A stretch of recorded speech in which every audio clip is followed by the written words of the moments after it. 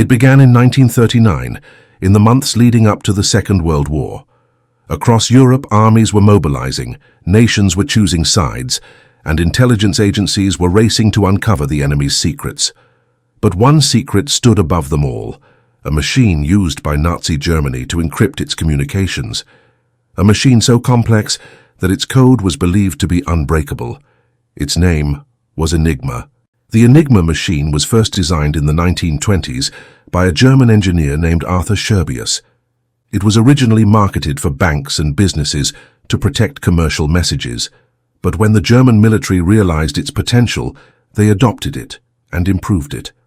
By the late 1930s, every branch of the German armed forces relied on Enigma to send their most classified orders. It became the backbone of Nazi command and control. Each machine had a set of rotors, a plugboard and electrical wiring that scrambled every letter typed on its keyboard. When an operator pressed a key, say A, the machine's rotors spun, converting it into another letter, perhaps T. The next time A was pressed, the wiring shifted again, producing a different result. The system constantly changed itself, creating billions of possible combinations.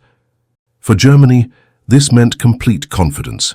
Orders to U-boat commanders, invasion plans and reports from the front lines could be sent through radio waves without fear of interception. For the Allies, it meant something terrifying. They could hear the enemy's messages but not read them. By the time the first bombs fell on Poland in September 1939, the Allies were already aware of Enigma. British and French intelligence had intercepted its transmissions, but decoding them proved impossible. The messages were strings of meaningless letters, a puzzle that reset itself every day at midnight when German operators changed the settings. Each morning brought a new version of Enigma, and with it a new wall of secrecy. But months before the invasion, a small group of Polish mathematicians had already made progress. Working in secrecy at the Polish Cipher Bureau, cryptologists Marian Rejewski, Jerzy Rojicki, and Henryk Sigalski had been studying German signals since 1932.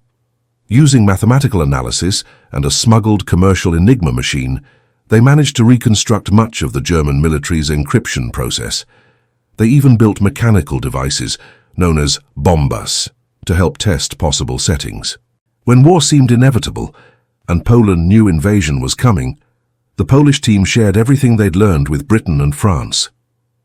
In July 1939, just weeks before the first shots were fired, Polish intelligence officers met their Western counterparts at a secret meeting near Warsaw. They handed over their work, detailed notes, replica machines, and crucial insights. Without it, the Allies might have never stood a chance. When the Polish files reached Britain, they were sent to a quiet estate in Buckinghamshire, about 50 miles north of London. The property was known as Bletchley Park, and it would become one of the most important intelligence centres in history. By late 1939, hundreds of mathematicians, linguists, engineers, and codebreakers were stationed there. Their mission was clear: break Enigma, no matter the cost. To outsiders, Bletchley Park looked ordinary, a Victorian mansion surrounded by fields. But inside it was a world of constant activity. Operators worked day and night inside wooden huts, sorting intercepted radio signals, typing on machines, and covering tables with long sheets of encrypted letters. Cigarette smoke hung in the air, and the sound of typewriters never stopped. Every message captured from German radio networks was logged, analyzed, and archived. Most were meaningless on their own, just streams of random letters. But to the trained eyes at Bletchley, they were potential keys to unlocking the enemy's war plans. At the center of this growing operation stood a young mathematician named Alan Turing. A graduate of Cambridge University, Turing was brilliant but unconventional, a man more comfortable with ideas than people. He believed that the problem of Enigma wasn't just mathematical, it was mechanical. No human mind could test every possible setting, but perhaps a machine could. In early 1940, Turing proposed building an electromechanical device, a machine that could simulate the Enigma S-rotor movements and test thousands of combinations automatically. It would look for logical contradictions in German messages, ruling out false settings until only the correct one remained. The idea was revolutionary. His machine would be known as the bomb, but success was far from certain. Each branch of the German military used its own version of Enigma, with unique wiring and procedures. The Kriegsmarine, the German Navy, used the most complex variant of all, changing its settings more frequently than the Army or Air Force. For the Allies, this meant that even if one Enigma network was broken, the others might still remain sealed. As 1940 unfolded, the German war machine swept across Europe. France fell, Norway was occupied, and the British Isles braced for invasion. In the Atlantic, U-boats stalked Allied convoys, sinking merchant ships faster than they could be built. Intelligence reports suggested that Enigma messages contained U-boat positions, but without access to those codes, thousands of sailors died each month. The Battle of the Atlantic was becoming a slaughter, and Bletchley Park's work grew more urgent by the day. Inside the park, life followed a rhythm of exhaustion and secrecy. Most of the workers were in their 20s, many recruited straight from universities. They lived in nearby cottages, worked in shifts that stretched into the night, and told no one, not even family, what they did for a living. Every scrap of intercepted data was treated like a clue in a murder case, studied, cross-checked, filed. Patterns were rare but precious. Certain phrases kept appearing in German communications, routine reports that might hold the key to cracking a day's code. The codebreakers called them cribs. Words like Wetterbericht, weather report, or Heil Hitler could help align the machine's settings with the encrypted message. Still, progress was painfully slow. Every day, new intercepts arrived. Every night, the Germans changed the settings again. Turing's proposed machine, the bombe, was still under construction, and the codebreakers were racing against time. By the summer of 1940, with Britain under constant air attack, the pressure inside Bletchley reached breaking point. The nation's survival depended on a breakthrough, on finding a way to read the enemy's mind before the next wave of destruction arrived. And in a small wooden hut, surrounded by the hum of typewriters and the distant drone of warplanes, Alan Turing prepared to test his invention for the first time. By early 1940, the war had spread across Europe. Germany had conquered Poland, Norway, Denmark, the Netherlands, Belgium, and France. Britain stood alone. The Atlantic Ocean became its lifeline and its graveyard. Dozens of Allied ships were being sunk every week by German U-boats. Every attack, every torpedo strike was guided by encrypted orders sent through the Enigma network. Without breaking those codes, Britain could not protect its convoys or predict the enemy's moves. Inside the quiet estate of Bletchley Park, the situation was critical. The team of codebreakers, mathematicians, linguists, engineers, and military analysts, were working around the clock. They lived in secrecy, cut off from the outside world, forbidden to discuss their work, even with family. Their days began with the arrival of freshly intercepted German messages, gathered by listening stations scattered across the British countryside. Thousands of encrypted signals poured in daily, messages from submarines, field headquarters, and Luftwaffe bases. Each one was another puzzle to solve before midnight, when the Germans would reset the Enigma's rotors and erase all progress. Alan Turing had spent months designing his answer to this impossible problem. The bomb, a massive electromechanical device built to test Enigma settings at unprecedented speed. Unlike human codebreakers, who worked line by line, Turing's machine worked through pure logic. It would search for contradictions in the encrypted messages using assumed cribs, common German phrases like Heil Hitler or Wetterbericht, weather report. When a logical contradiction was found, that rotor position could be eliminated instantly. In a process of mechanical deduction, the bomb would narrow down millions of possibilities until only one configuration remained, the daily key to the German network. In March 1940, the first bombe was completed with the help of engineer Harold Doc Keane and the British Tabulating Machine Company in Letchworth. The device filled an entire room, a humming, whirring wall of spinning drums, switches, and electrical contacts. It wasn't elegant, but it was powerful. When it was switched on for the first time, the sound was deafening, hundreds of rotors turning in synchronized rhythm, searching for the one correct path through Enigma's endless maze. Still, the bomb was only part of the solution. The Polish cryptologists had earlier built their own mechanical aids, But the German army had since added new rotors and made the system far more complex. Each version of Enigma used by different branches, the Luftwaffe, the Army, the Navy, required different approaches. The Kriegsmarine's naval code was especially deadly. The Navy's Enigma had more rotors, more daily variations, and stricter radio discipline. It was this version that directed U-boats across the Atlantic, and for months Bletchley Park couldn't touch it. But then, a stroke of luck, or perhaps fate, changed everything. In May 1941, the British captured the German weather ship München in the North Atlantic. On board were Enigma codebooks, rotor settings and cipher tables. Shortly after, in June 1941, another major victory came, the capture of U-boat U-110 by the Royal Navy. Its crew had abandoned ship, leaving behind a working Enigma machine and valuable code sheets. For the first time, Bletchley Park had both the machine and the keys, a window into the German Navy's communications. With this breakthrough, Turing and his colleague Gordon Welchman accelerated the construction of more bombers. Welchman introduced a critical improvement known as the diagonal board, allowing the machine to test multiple possibilities simultaneously. This made the bomb exponentially faster. Soon Bletchley Park was running dozens of these machines in parallel, housed in new huts built around the estate. Each bomb was named after a woman: Agnes, Mavis, Victory, and others, operated mostly by young members of the Women's Royal Naval Service, WRNS, known as the Wrens. These women worked in shifts, standing for hours in front of the roaring machines, recording stop points and relaying the data to analysts in other huts. By late 1941, the results were astonishing. For the first time in the war, British intelligence could read thousands of German military messages in real time. They called it Ultra, the highest classification of secret information in the Allied world. Ultra decrypts revealed the positions of U-boats, the schedules of convoys, and the internal plans of the German High Command. Every message decoded could save hundreds of lives, but Turing himself remained cautious. He understood that breaking Enigma once didn't mean the war was won. The Germans constantly changed procedures, and one careless move could reveal to them that their system had been compromised. The Allies had to act on their intelligence carefully, never too fast, never too obviously, to avoid alerting Berlin that Enigma was no longer secure.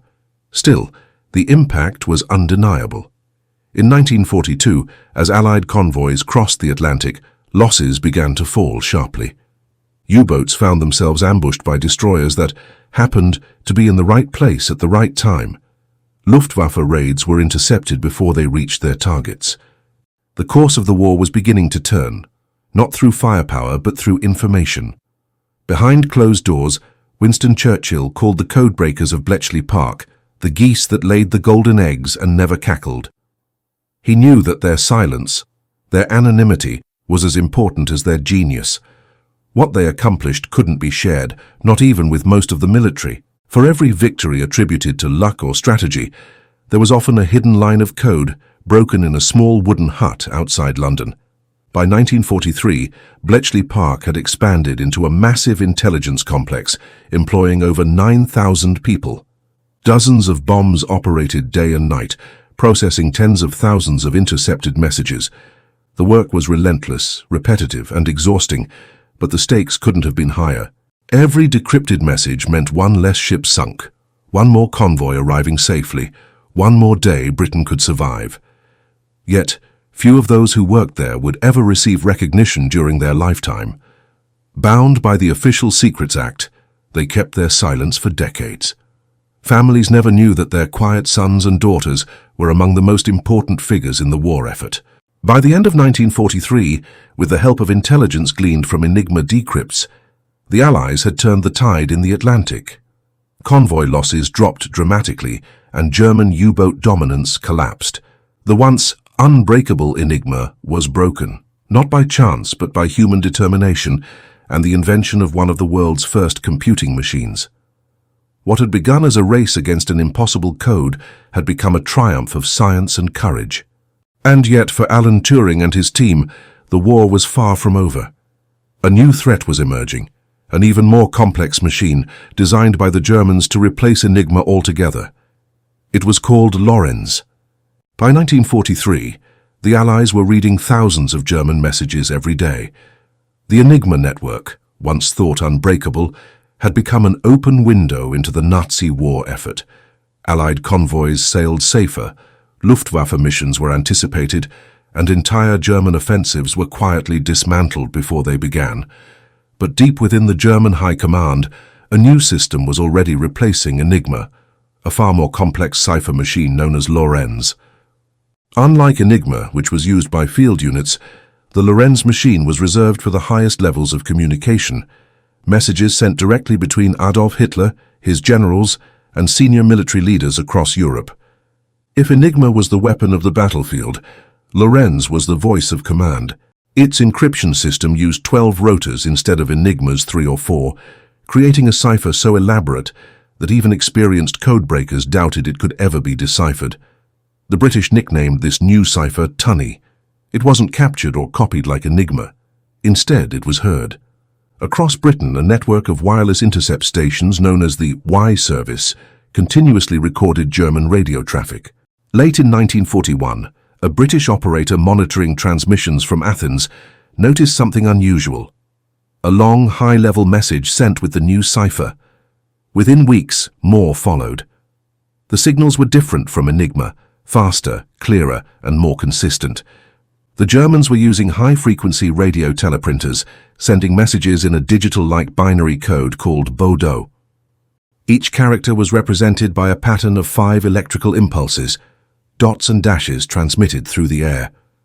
At Bletchley Park, the intercepted signals were forwarded to a mathematician named John Tiltman, one of the most skilled cryptanalysts in Britain. Through sheer patience and pattern recognition, Tiltman managed to extract a small section of readable German text from 2 intercepted messages that had been accidentally sent using the same key settings, a monumental error by the German operator. That mistake gave the British a rare glimpse into the structure of the Lorenz cipher. The task of analyzing and replicating the system was given to Bill Tutor, a 24-year-old mathematician with no formal background in cryptography. Working with nothing but pen, paper, and intuition, Tutor achieved the impossible. He deduced the entire logical design of the Lorenz machine, 12 rotating wheels generating multiple streams of pseudo-random bits, without ever seeing the physical device itself. It was one of the greatest feats of mathematical deduction in history, but knowing how Lorenz worked was only the first step. The real challenge was decoding its messages fast enough to be useful. Each intercepted signal contained thousands of characters, each one influenced by complex wheel patterns. The manual calculations took weeks, far too long for wartime intelligence. Bletchley Park needed another breakthrough, one that would push technology beyond anything the world had ever seen. In 1943, a British engineer named Tommy Flowers, working at the Post Office Research Station in Dollis Hill, London, was brought into the project. Flowers had been experimenting with electronic circuits and vacuum tubes, believing they could replace slow, mechanical relays. When he was introduced to the Lorenz problem, he proposed an audacious idea: build an electronic machine that could read, compare, and test cipher patterns thousands of times faster than any human or mechanical system. Skepticism came instantly. Vacuum tubes or valves were fragile and unreliable.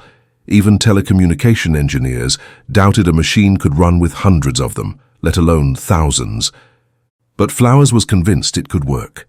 Using his own funds and a small team, he began constructing what would become the first programmable electronic computer in history. The machine was called Colossus. Standing over 7 feet tall and stretching across entire walls, Colossus was an intimidating sight. It used over 1,500 vacuum tubes with paper tape reels spinning at high speed to feed in intercepted German data.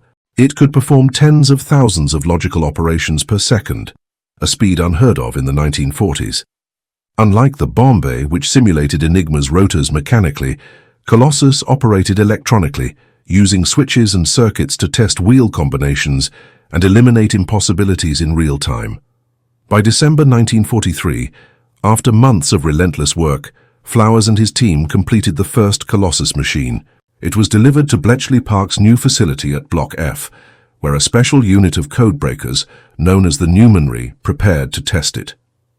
In January 1944, Colossus ran its first operational test, and it worked flawlessly.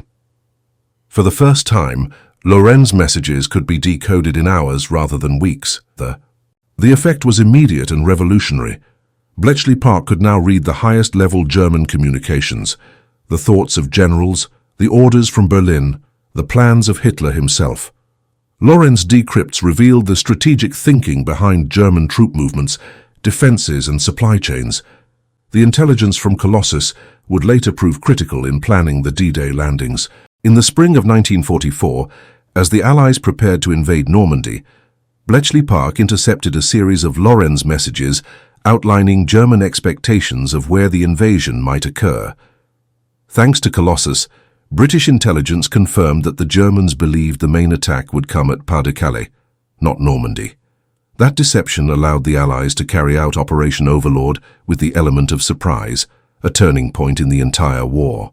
By the time D-Day arrived on June 6, 1944, there were 10 Colossus machines operating in secrecy. Their outputs were delivered daily to the Allied High Command under the code name Ultra. Every message decoded helped shape military strategy, from the bombing of German industrial centers to the movements of panzer divisions in France. It was the hidden weapon of the war, invisible but decisive. When victory finally came in May 1945, Bletchley Park's operations were among the most tightly guarded secrets of the 20th century. Colossus, the world's first electronic computer, was dismantled piece by piece under orders of the British government. The machine that had helped shorten the war by years was classified for decades. Tommy Flowers and his team were sworn to silence, their contribution unrecognized until long after their deaths. In the years that followed, the existence of Colossus remained hidden from the public, overshadowed by later inventions like ENIAC in the United States. But historians now agree the first true digital computer wasn't a T built in Silicon Valley or Philadelphia. It was built in wartime Britain, inside the walls of Bletchley Park, to break the most secret code of Nazi Germany. The war of machines had ended.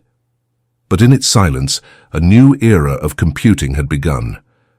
When the war in Europe ended in May 1945, the guns fell silent, but the secrets did not. Across Britain, the men and women of Bletchley Park emerged from years of total isolation. They had fought a war without uniforms, medals, or public recognition. Their victories had been invisible, buried under layers of classified files and official silence. And for most of them, it would remain that way for the rest of their lives. In the final months of the war, as Allied troops liberated Europe, the codebreakers continued working. German communications were still active, and new enemies were already emerging on the horizon. But as victory celebrations filled the streets of London, the codebreakers of Bletchley were given a final order: destroy everything. The Colossus computers, those massive humming machines that had given the Allies an edge, were dismantled one by one. Blueprints were burned, wiring diagrams were shredded, every trace of the project was erased. Only a few Colossus units were quietly transferred to GCHQ, Britain's new post-war intelligence agency, to be used in the early years of the Cold War. For the thousands who had worked at Bletchley Park, silence became a way of life. The Official Secrets Act forbade them from speaking about their work, not to friends, not to family, not even to each other after the war ended. Parents never knew that their daughters had operated the bomb machines that decoded Nazi orders. Husbands went to their graves unaware that their wives had once deciphered Hitler's messages. It was a hidden generation, people who had shaped history but could not claim it. Among them was Alan Turing. After the war, Turing continued his research in mathematics and computing. In 1946, he joined the National Physical Laboratory in London, where he proposed a new concept: a general-purpose computer capable of performing any calculation if programmed correctly.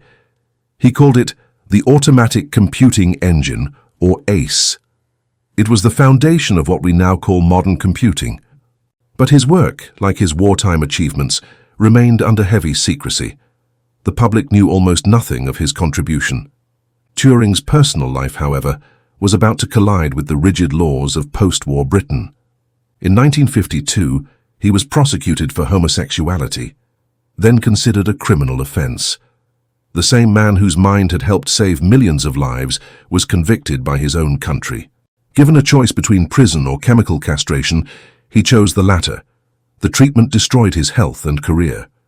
2 years later, in June 1954, Alan Turing was found dead in his home in Wilmslow, Cheshire. The cause? Cyanide poisoning. He was 41 years old. For decades, his name disappeared from public record. His wartime contributions were still classified, his inventions still hidden in locked archives. The world's first electronic computers had been dismantled, their existence denied. The official histories of World War II made no mention of Bletchley Park, Enigma, or Colossus. Even the engineers and mathematicians who had worked there began to question whether anyone would ever know the truth.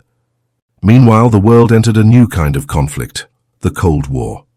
The lessons of Bletchley Park were carried forward into the new age of surveillance and intelligence. The British Government Communications Headquarters, GCHQ, and its American counterpart, the National Security Agency, NSA, were both shaped by the cryptologic breakthroughs of W.B. The same principles used to decode Enigma would evolve into the foundations of modern cryptography, electronic surveillance, and digital communications security. In secret facilities across Britain and the United States, codebreakers continued to build faster, more powerful machines, descendants of Turing's logic and Flower's electronics. But their work too remained in the shadows. The Cold War was a new game of secrets, and the rules of silence still applied. It wasn't until the 1970s that the truth began to surface. As official wartime records were gradually declassified, historians uncovered the vast scale of Britain's code-breaking operation. Former Bletchley workers, many now elderly, finally spoke about their experiences. The endless nights, the coded messages, the unending hum of the machines. The public was stunned. What had once been dismissed as rumor or myth turned out to be one of the greatest hidden victories of the 20th century. By the 1980s, Alan Turing's reputation began to be restored. His papers were studied by computer scientists who recognized that his wartime theories formed the basis of modern computing and artificial intelligence. The phrase Turing machine, first coined before the war, became a fundamental concept in computer science, describing the logic of how any programmable device could process information. He was no longer just a wartime codebreaker. He was now recognized as one of the founding fathers of the digital age. In 2009, after years of public pressure, British Prime Minister Gordon Brown issued an official apology for the way Turing had been treated. 4 years later, in 2013, Queen Elizabeth II granted him a posthumous royal pardon.